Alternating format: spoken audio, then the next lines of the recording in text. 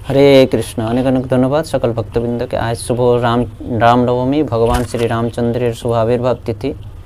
तो आज के भगवान श्री रामचंद्रेर सम्पर्के आमरा किछु श्रवण करब। तो आगेर भिडियोते आमरा रामचंद्रेर परिचय सम्पर्के श्रवण करेছিলাম कि भगवान रामचंद्र परिचय सम्पर्के श्रवण करेছিলাম आगेर भिडियोते जे भगवान श्री रामचंद्र तिनि कृष्णचंद्र थेके अन्य ना, अभिन्न ना, कृष्णचंद्र थेके भिन्न ना।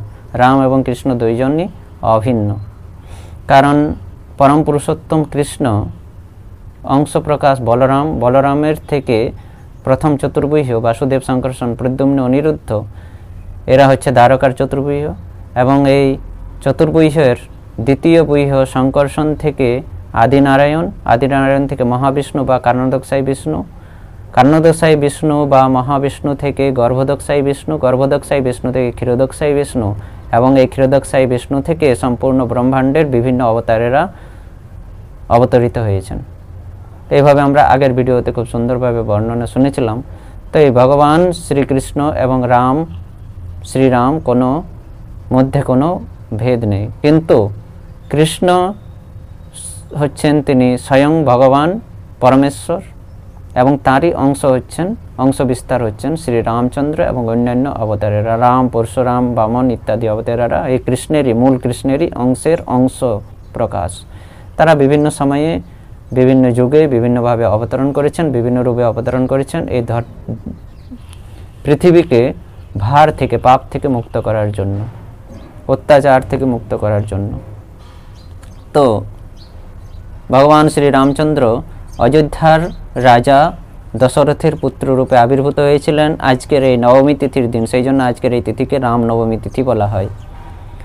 তো ভগবান শ্রী রামচন্দ্র দশরথের পুত্র রূপে এসেছিলেন। মহারাজ দশরথ ছিলেন অযোধ্যার রাজা। তিনি অত্যন্ত পরাক্রম রাজা ছিলেন। তিনি এতই পরাক্রম রাজা ছিলেন যে স্বর্গের দেবতারা পর্যন্ত মহারাজ দশরথকে যুদ্ধ করার জন্য, অসুরদের সঙ্গে যুদ্ধ করার জন্য আমন্ত্রণ করতেন। মহারাজ দশরথের পরাক্রমে সকলেই ভীত হতেন, কারণ মহারাজ দশরথ যখন যুদ্ধ করতেন, শত্রুর সঙ্গে যখন যুদ্ধ করতেন, তখন মহারাজ দশরথ 10 দিক থেকে আক্রমণ করতেন শত্রুদেরকে। মহারাজ দশরথ 10 রূপ ধারণ করে 10 দিকে 10টি রূপ ধারণ করে 10টি রথের মধ্যে বসে শত্রুদেরকে আক্রমণ করতেন। সেই জন্য তার পরাক্রমে সকলেই ভীত থাকতেন।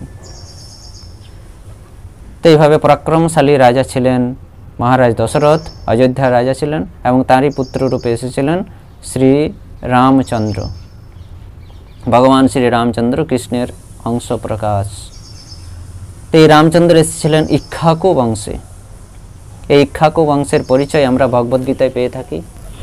ভগবদ্গীতা 4th অধ্যায়ের প্রথম শ্লোকে ভগবান বলছেন যে আমি এই ভগবদ্গীতার জ্ঞান সর্বপ্রথম সূর্যদেব বিবস্বানকে প্রদান করেছিলাম, বিবস্বান মনুকে এবং মনু ইক্ষ্বাকু রাজাকে প্রদান করেছিলেন।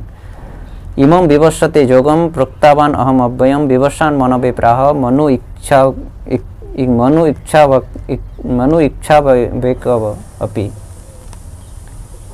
তো আমি সূর্যদেব বিবস্বান মনুকে এবং মনু ইক্ষ্বাকুকে প্রদান করেছেন, ইক্ষ্বাকু রাজাকে প্রদান করেছিলেন। এই ইক্ষ্বাকু রাজা সূর্য বংশের রাজা ছিলেন। ইক্ষ্বাকুর বংশ সূর্য থেকে এসেছেন, তাই এই বংশকে সূর্য বংশ বলা হয়। এই সূর্য বংশে বা ইক্ষ্বাকু বংশে রামচন্দ্র এসেছিলেন, তাই রামচন্দ্রকে সূর্যবংশীয় বলা হয়। রামচন্দ্র রঘুবংশে এসেছিলেন, তাই তাকে রঘুবীর, রামচন্দ্রের এক নাম রঘুবীর। রঘুবংশের যিনি বীর পুরুষ রামচন্দ্র হচ্ছেন রঘুবীর। তো এই ইক্ষ্বাকু, সূর্য এবং রঘু একই বংশ। এই বংশটি এসেছে সরাসরি সূর্যদেব থেকে। সূর্যদেবের পর বংশ হচ্ছেন ইক্ষ্বাকু মহারাজ, ইক্ষ্বাকুর থেকে রঘুর দশরথ এই সূর্যবংশে এলেন এবং তারপরে এলেন শ্রী রামচন্দ্র এই সূর্যবংশী। তো এই বংশের খুব সুন্দর পরিচয় পাওয়া যায়। মহারাজ ইক্ষ্বাকু এই বংশের রাজা ছিলেন, এই সূর্যবংশের। মহারাজ ইক্ষ্বাকুর পরে এই বংশের রাজা হয়েছিলেন মহারাজ পৃথু। পৃথুর পর রাজা হয়েছিলেন রঘু এবং রঘুর পুত্র রাজা হয়েছিলেন অজ এবং অজর পুত্র দশরথ এবং দশরথের পুত্র রামচন্দ্র। এভাবে পৃথু, রঘু, অজ, দশরথ পরম্পরাক্রমে এই অযোধ্যার রাজা ছিলেন। এদের সকলের রাজধানী ছিল পরম্পরাক্রমে অযোধ্যা।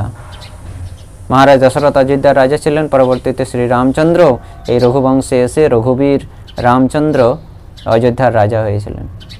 তো মহারাজ দশরথ অত্যন্ত পরাক্রম ছিলেন। তিনি 3টি বিবাহ করেছিলেন, কারণ তার কোনো পুত্র সন্তান প্রাপ্ত না হওয়ার জন্য তিনি 3বার বিবাহ করেছিলেন। প্রথম বিবাহ তিনি কৌশল্যা মাতার সঙ্গে করেন, তার থেকে কোনো পুত্র সন্তান না হওয়ার জন্য তিনি দ্বিতীয় বিবাহ করেন সুমিত্রা মাতার সঙ্গে, তার থেকেও কোনো পুত্র সন্তান না প্রাপ্ত হওয়ার জন্য তিনি তৃতীয় বিবাহ করেন কৌশল্যার সঙ্গে। এইভাবে মহারাজ দশরথের 3 রানী ছিলেন, প্রধান 3 রানী ছিলেন। এমনিতে বিভিন্ন পরিস্থিতি, বিভিন্ন সময়ের জন্য মহারাজ দশরথ অনেকবার বিবাহ করেছিলেন বটে, যার উল্লেখ আমরা শাস্ত্রে পেয়ে থাকি, কিন্তু আমরা এতটা ভেতরে যাব না আজ। কিন্তু মহারাজ দশরথের প্রধানত 3টি রানী, কৌশল্যা, সুমিত্রা এবং কৈকেয়ী। 3 রানী থেকেই যখন কোনো পুত্র সন্তান প্রাপ্ত হলো না মহারাজ দশরথের, তখন তিনি অত্যন্ত চিন্তিত হলেন এবং কুলগুরু মহর্ষি বশিষ্ঠের পরামর্শ নিলেন। মহর্ষি বশিষ্ঠ পরামর্শ দিলেন যে তুমি অশ্বমেধ যজ্ঞ সম্পূর্ণ করো। মহারাজ দশরথ বশিষ্ঠের পরামর্শে অশ্বমেধ যজ্ঞ যখন সম্পূর্ণ করলেন, ঠিক সেই সময় রাজমন্ত্রী সুমন্ত্র এক উপদেশ প্রদান করলেন। তিনি অর্থাৎ রাজমন্ত্রী সুমন্ত্র মহারাজ দশরথকে বললেন কি, হে মহারাজ, অনেক পুরনো এক ঘটনা। ব্রহ্মার 4 পুত্র চতুষ্কুমার আমাকে একবার বলেছিলেন, সনক, সনন্দ, সনাতন এবং সনত কুমার, এই ব্রহ্মার 4 পুত্র আমাকে অনেক আগে একবার বলেছিলেন যে মহারাজ দশরথের পুত্র সন্তান প্রাপ্ত হবে মহারাজ দশরথের, যদি তিনি পুত্রেষ্টি যজ্ঞ সম্পাদন করেন।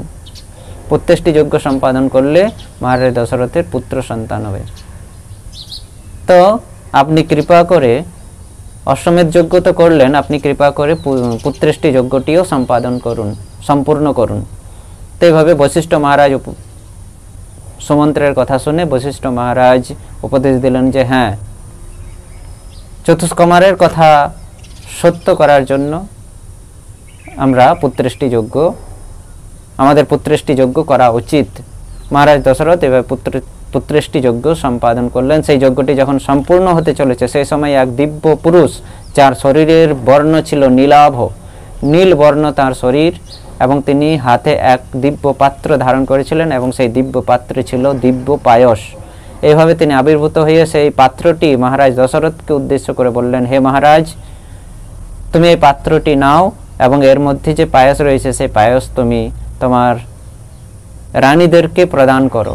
এই পায়স ভক্ষণ করে, গ্রহণ করে তারা গর্ভবতী হবে এবং তার থেকে তুমি পুত্র সন্তান প্রাপ্ত হবে। মহারাজ দশরথ সেই পাত্রটি, এভাবে সেই দিব্য পুরুষ সেই পাত্রটি মহারাজ দশরথের হাতে প্রদান করে দিব্য পুরুষটি অন্তর্ধান হলেন। মহারাজ দশরথ অত্যন্ত আনন্দের সঙ্গে পুত্রেষ্টি যজ্ঞ সম্পাদন করলেন এবং তারপর সেই পায়সের পাত্রটি নিয়ে সেই পায়সের অর্ধেকটা পায়েস তার প্রথম রানী কৌশল্যাকে প্রদান করলেন। বাকি পায়েসের 1/4 তিনি প্রদান করলেন সুমিত্রাকে, বাকি 1/4 প্রদান করলেন কৈকেয়ীকে, এবং অবশেষ যে 1/4 বেঁচে থাকলো সেই 1/4 প্রদান করলেন সুমিত্রাকে পুনরায়। এভাবে মহারাজ দশরথ সেই দিব্য পায়স সুমিত্রাকে 2বার প্রদান করেছিলেন। তাই মহারাজ দশরথের সুমিত্রা থেকে 2 দিব্য সন্তান প্রাপ্ত হয়েছিল।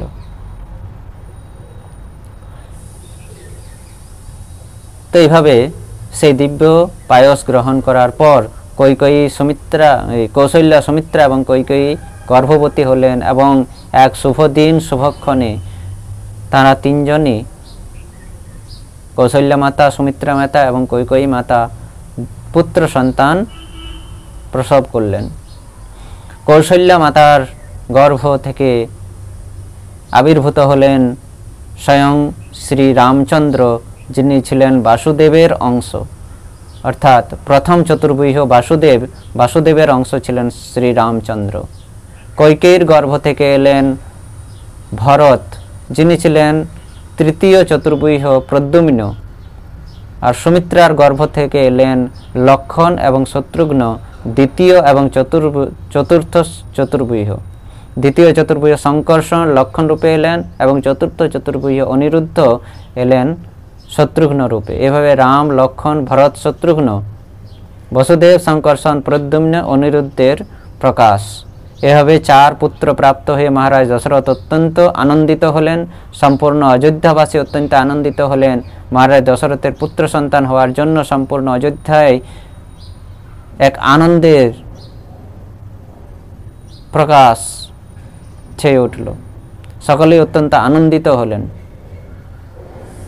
এইভাবে সেই রাজপ্রাসাদে সেই রাজকুমার, 4 রাজকুমার, দিব্য রাজকুমার ভগবান শ্রীকৃষ্ণেরই অংশ প্রকাশ ধীরে ধীরে বড় হতে লাগলেন লীলা প্রদর্শন করার জন্য।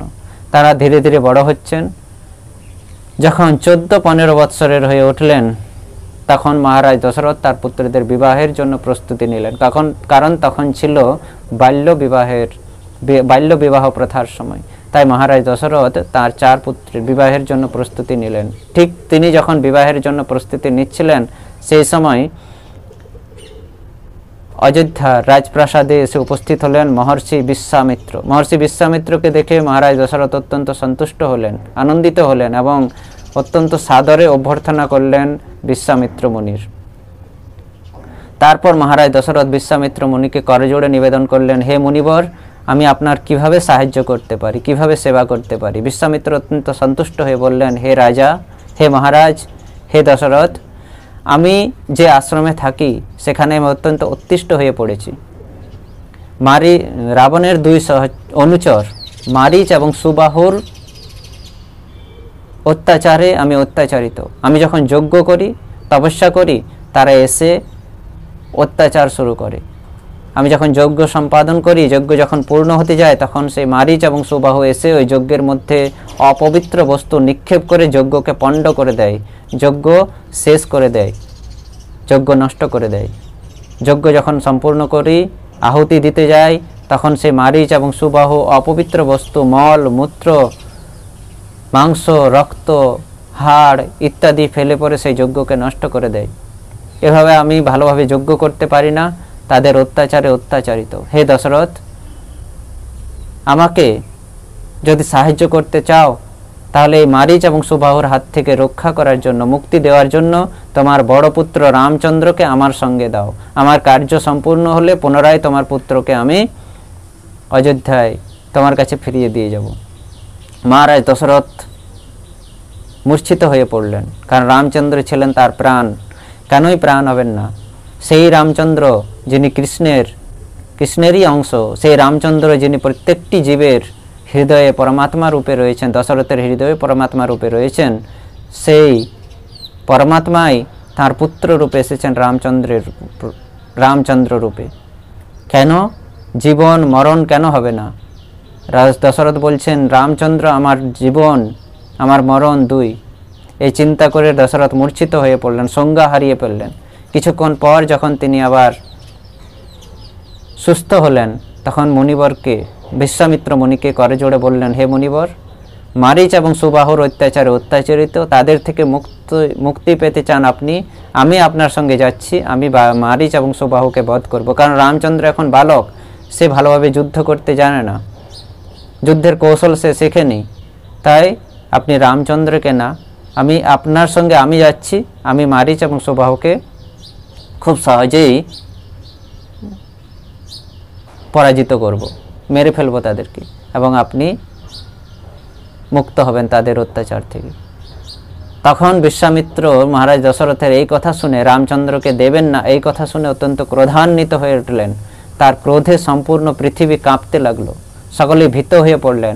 মহারাজ দশরথ কোনো উপায় না দেখে পরিস্থিতি সামলানোর জন্য শেষমেশ রামচন্দ্রকে দেওয়ার জন্য প্রস্তুত হলেন। রামচন্দ্র যখন বিশ্বামিত্রের সঙ্গে চলে যাচ্ছিলেন, তখন ভাই লক্ষণও এসে বললেন, আমিও দাদার সঙ্গে যেতে চাই। কারণ এই রাম এবং লক্ষণকে কখনো আমরা আলাদা করতে পারি না, কারণ রাম হচ্ছেন সেব্য এবং লক্ষণ হচ্ছেন সেবক। সেবককে কখনো সেব্য থেকে আলাদা করা যায় না। কৃষ্ণ সেবক, বলরাম সেব্য। বলরামেরই অংশ হচ্ছেন শঙ্কর্ষণ, তিনি সেব্য, সবসময় কৃষ্ণের সেবা করে থাকেন। এই তিনি হচ্ছেন সেবক, সবসময় কৃষ্ণের অর্থাৎ সেব্য অর্থাৎ কৃষ্ণের সেবা করে থাকেন। বলরাম সেব্য, কৃষ্ণ সেবক। তেমনি শঙ্কর্ষণ কৃষ্ণের সেবা করে থাকেন, কৃষ্ণ সেবক। বলরাম সেবক, কৃষ্ণ সেব্য। কৃষ্ণ সবসময় সেবা নিয়ে থাকে বলরামের কাছ থেকে এবং বলরাম সবসময় সেবা দিয়ে থাকেন।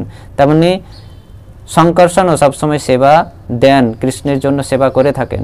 তেমনি লক্ষ্মণও সবসময় রামের জন্য সেবা করে থাকেন। তাই রাম যখন 14 বৎসরের জন্য বনে গেলেন তখন লক্ষ্মণও সঙ্গে গেলেন। বিশ্বামিত্র মুনির সঙ্গে আজ যেতে চাইছেন, তখনও লক্ষ্মণ বলছেন আমিও যাব, কারণ রাম এবং লক্ষ্মণকে কখনো আলাদা করা যায় না। লক্ষ্মণ সবসময় রামচন্দ্রের সেবা করার জন্য তৈরি থাকে। বলরাম যেমন কৃষ্ণের সেবার জন্য, শঙ্কর্ষণ যেমন কৃষ্ণের সেবার জন্য তৈরি থাকেন, তেমনি লক্ষ্মণও রামচন্দ্রের সেবার জন্য সবসময় তৈরি হয়ে থাকেন। তাই রাম এবং লক্ষ্মণ বিশ্বামিত্র মুনির সঙ্গে অযোধ্যা রাজপ্রাসাদ ত্যাগ করে বেরিয়ে পড়লেন। বিশ্বামিত্র মুনি দুই ভাই রাম এবং লক্ষ্মণকে নিয়ে অযোধ্যা নগরী ত্যাগ করে এক গভীর জঙ্গলে প্রবেশ করলেন। এভাবে রাম লক্ষ্মণকে নিয়ে বিশ্বামিত্র মুনি চলে গেলেন, গভীর জঙ্গলে প্রবেশ করলেন। সেখানে গিয়ে রামচন্দ্র তিনি তার লীলা, তার পরাক্রম কিভাবে প্রদর্শিত করলেন, সেখানে কি ঘটলো, সেগুলি আমরা পরবর্তী ভিডিওতে শ্রবণ করব। অনেক অনেক ধন্যবাদ। হরে কৃষ্ণ কৃষ্ণ কৃষ্ণ হরে হরে, হরে রাম রাম রাম হরে হরে। জয় সিয়াवर रामचंद्र की जय।